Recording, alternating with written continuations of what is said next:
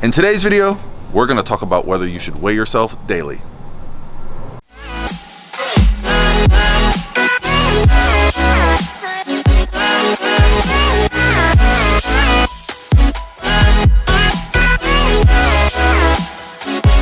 All by myself.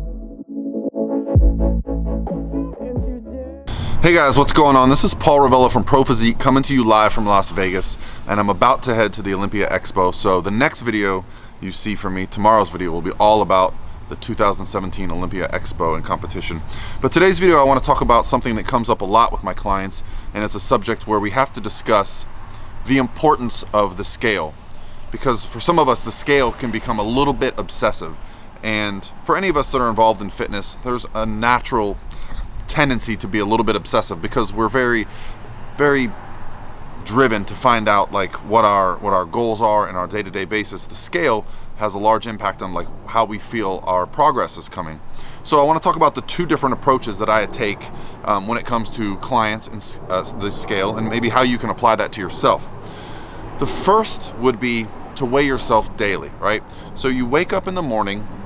The morning for me is the first true weight of the day, right? I don't like weighing after you've eaten, after you've been to the gym, after you've been going all day, because fluid, food, stress, getting up and down, exercising, all these things can kind of change the scale. Plus you tend to put some clothes on. So what I like to do is have people get up first thing in the morning, use the bathroom, and then step on the scale. This is going to be the most consistent weight if you have a lifestyle where you kind of get up at the same time every day. If you're doing shift work, we may have to figure out another method, right? We may have to use maybe a time of day that you weigh yourself.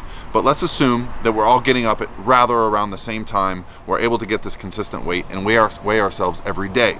I really like this approach because what we do then is we get an average of the weights, right? And we can kind of see trends over time. The situation that I don't like this for is when the scale starts to impact our day-to-day lives. And what I mean by that is, for any of us who have been going through a fat loss phase and we felt like we've had a great day or two or even a week, and we've gotten on the scale and it wasn't what we thought it would be, it wasn't down a few pounds, doesn't show the hard work that we've put in, it can impact us mentally, like negatively. You can start to feel like, damn, what am I doing? I'm doing all this work and nothing's happening. Well, the scale doesn't always represent that. Whereas if you get a trend, if you get a daily weight, you can start to see what's going on over time. You can start to notice fluctuations in maybe like the days following a leg day, the days after a high sodium meal, a refeed, whatever's going on. And then when you notice data and trends, you can start to adjust your thinking and not get so hyper focused on just what the scale is doing. Because I myself have gone through this as well. I've noticed if I get on the scale and it was down, deep into prep, success. Well, it's not always success. Sometimes it's a digestive issue. Sometimes it's dehydration that means the scale's down. But I attached a lot of value to that weight, and that's not always the best thing to do. So the two approaches I like to take are either a daily average at the same time, or once a week, the same day every week, and not following a higher carb or a leg day, right? So we want to have that once a week weigh-in on a day when we know it's going to be kind of consistent.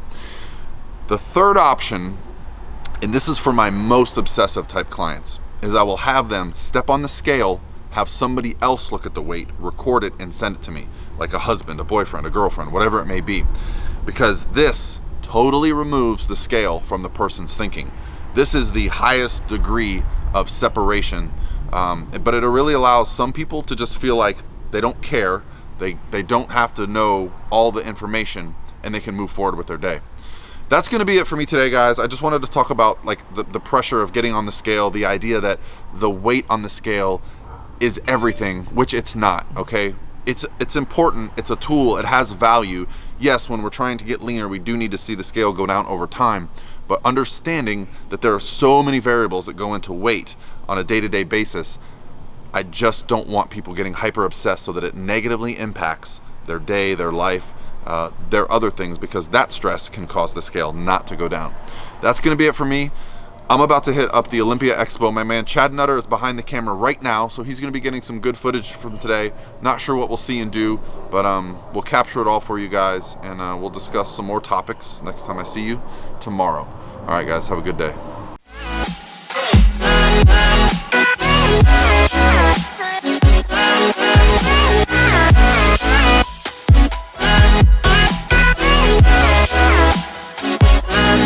by myself.